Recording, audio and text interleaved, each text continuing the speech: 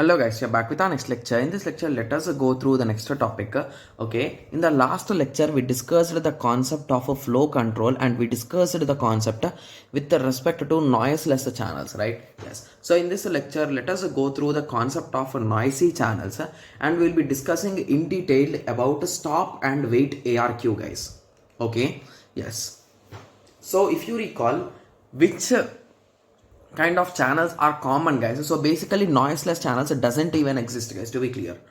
Okay, so only noisy channels exist. Okay, so although the stop and wait protocol gives us an idea of how to add flow control to its predecessor, noiseless channels are not existing, right? Yes, so the major disadvantage with the previous methods is that noiseless channels doesn't even exist.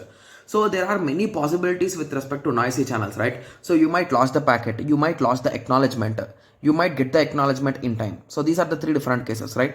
Yes. So here we are avoiding the concept of errors, guys. So there could be a chance of errors also. So we'll be taking that care in error control concept. Okay. Yes. So first of all, let us understand what exactly is a stop and wait ARQ and how it works. Okay. So just give me a second. I'll be taking a piece of paper so we can draw some different cases and analyze it, guys. Okay.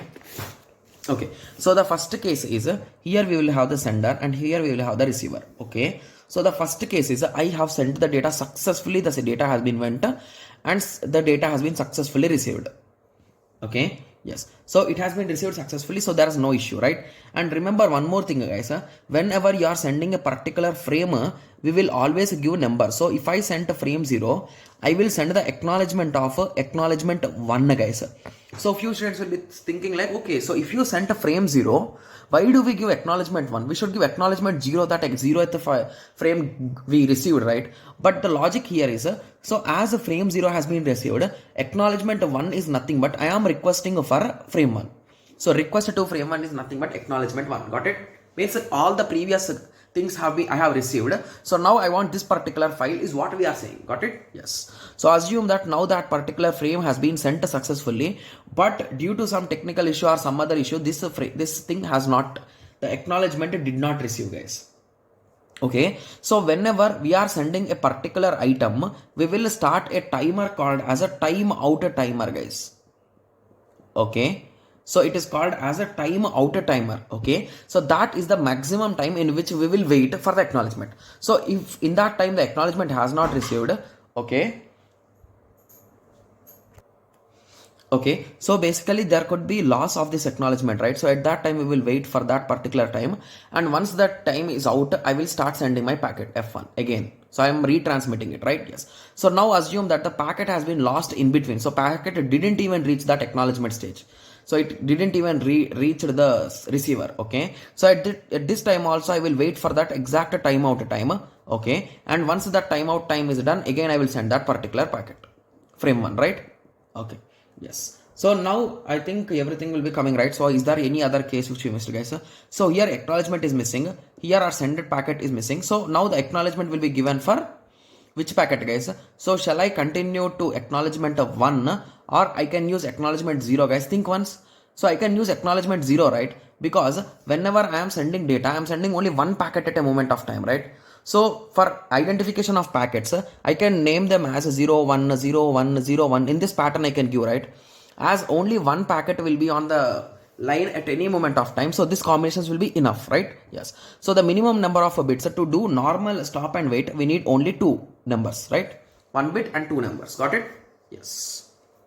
Okay. So now you got some basic idea, right? Yes. Guys, once we are solving some problems, you will understand like what exactly is going on. Okay. Anyway, these problems also will directly depend on formulas, guys. So the only thing is if you understand some concept, it will be really good for you that you at least understood something. Okay. Yes. So let us start. Okay. Yes. So the same diagram I have drawn here, guys. So initially frame 0 has been sent, acknowledgement 1 has been received. So I sent again frame 1.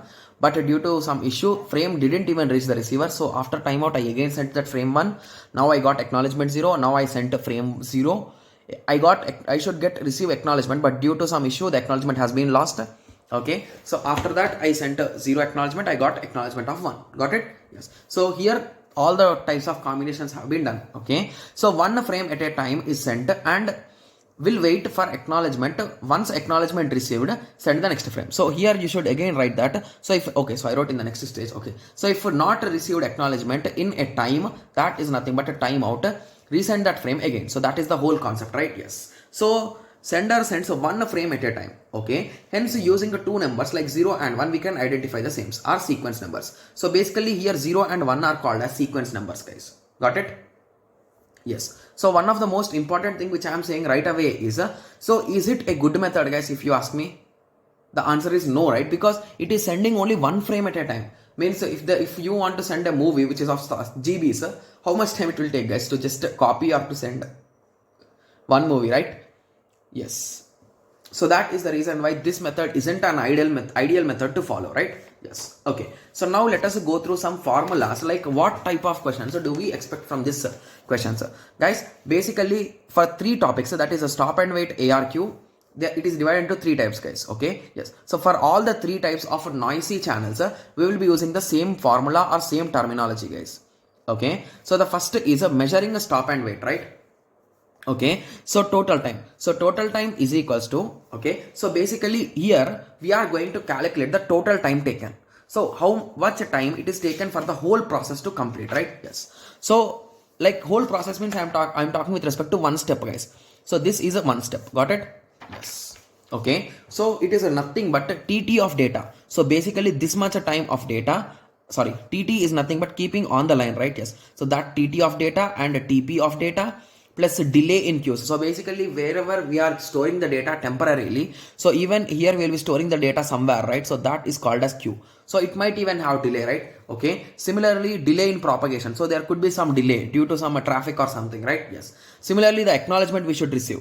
So that acknowledgement transmission time and propagation time. Okay. Yes. So everything will be considered when we consider the total time, guys. Okay. But in 90% of the questions, they will not give all the values. They will say to neglect the delay. They will say to neglect the delay of propagation and queue. And they will say to neglect the transmission time of acknowledgement, because acknowledgement will be really small, right? So does it really have any transmission time? No, right? Yes.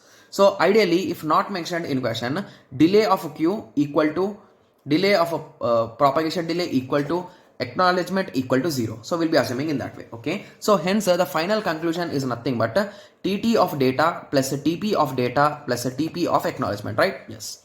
So we assume that TP of data plus a TT of data. So these two are equal, right? So if I am sending data or if I am sending acknowledgement, both of the time it will take to travel in either ways will be the same, right? Yes. So that is the reason why I can replace them with 1. So that is nothing but a total time is equals to TT data plus 2 into TP. Got it? Yes. So only this if they are not mentioned, guys. Got it? Yes. Guys, we will be solving around 10 to 20 questions just based on these formulas, guys. So anyway, you will be remembering these formulas directly, so there is nothing to worry. Okay? Yes. And the final goal which we want to calculate is there are 2 terms, guys. So the first term is efficiency and the other term is throughput. So to calculate these 2 values, we calculate the total time. Okay? So what is efficiency, guys?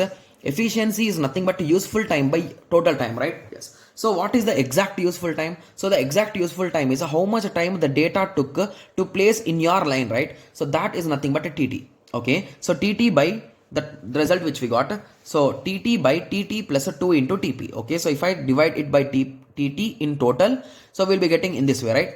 So efficiency is equals to 1 by 1 plus 2 into TP by TT. Okay. So we can take this as a particular letter alpha, right? Yes. Okay. So alpha is equals to TP by TT. Okay. So in simpler words, I can write efficiency is equals to 1 by 1 plus 2 alpha, right? Here alpha is nothing but our given value. Okay. Yes. So basically what is a throughput is nothing but efficiency into bandwidth, guys. Got it? Yes. So these are all the formulas. I'll be going through one question, one example right now. So don't worry, guys. Okay. So now you got some basic idea at least, right? Yes. So now let us go through an example, guys. Okay, so in the example, they gave the data in this way. So this is a GATE CSE 2016 question, guys. They gave the data frame size and bandwidth. Okay, so they gave the data frame size as 1000 bytes. So I'll be writing that data, so don't worry. Okay, so let me take a piece of paper. So let us start. Okay, so they gave the data amount and similarly the acknowledgement amount, right?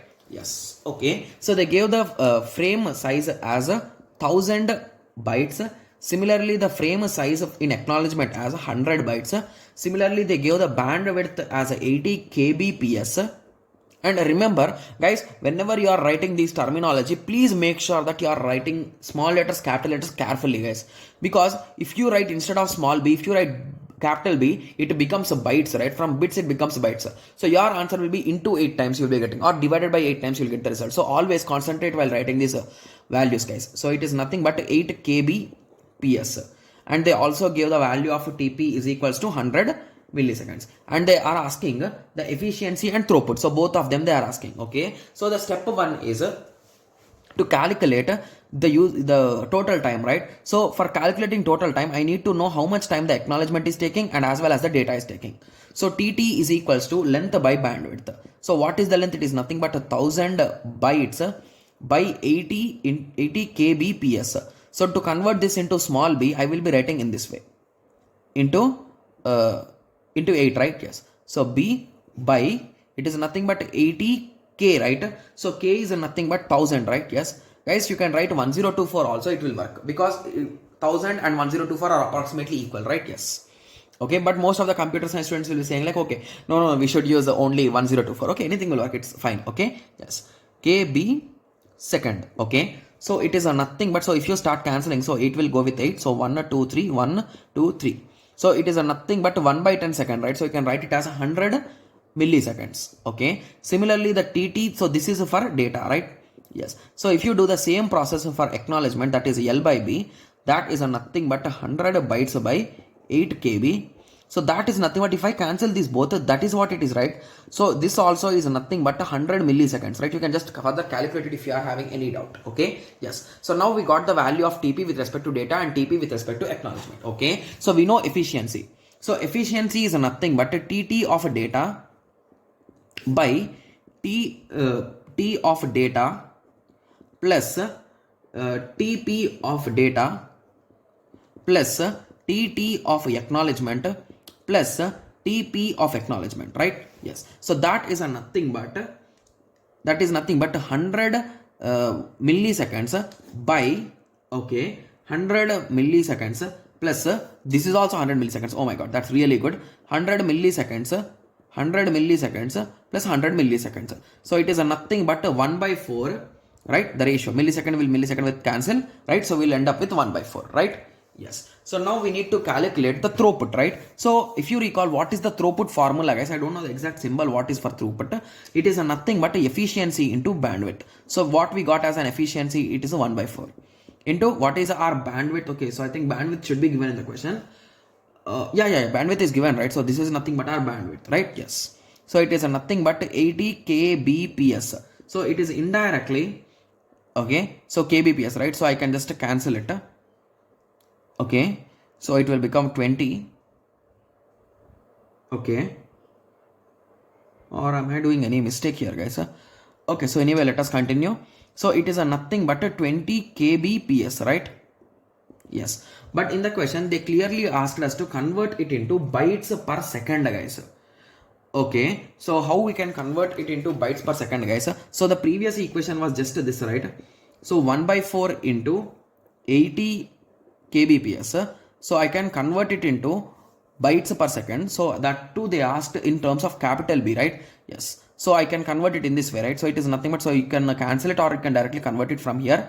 So it is nothing but 80 into k is nothing but 1000 by 4 into, so I want to convert it into bytes, right? So if I want to convert bits into bytes, I need to divide it by 8, right? Yes. And what else should I do? That's it, I think so, right? Yes. So it is nothing but 8 ones are 8 tens are, okay, so 4 ones are for 2500 are.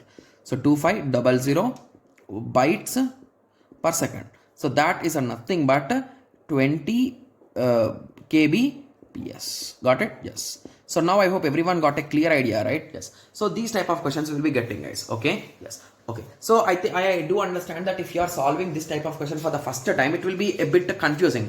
Like you will be confusing with respect to the terminology. But stop and wait ARQ uses the same formula. Go back and ARQ uses the same formula. Similarly, selective repeat ARQ will use the same formula. So 3 methods will use the same exact formula with a small change.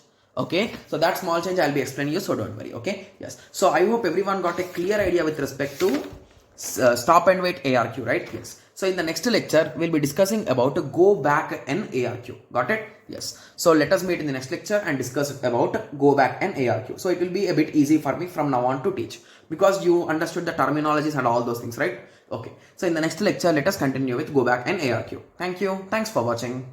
Like, share and subscribe for more awesome videos like this. Thank you.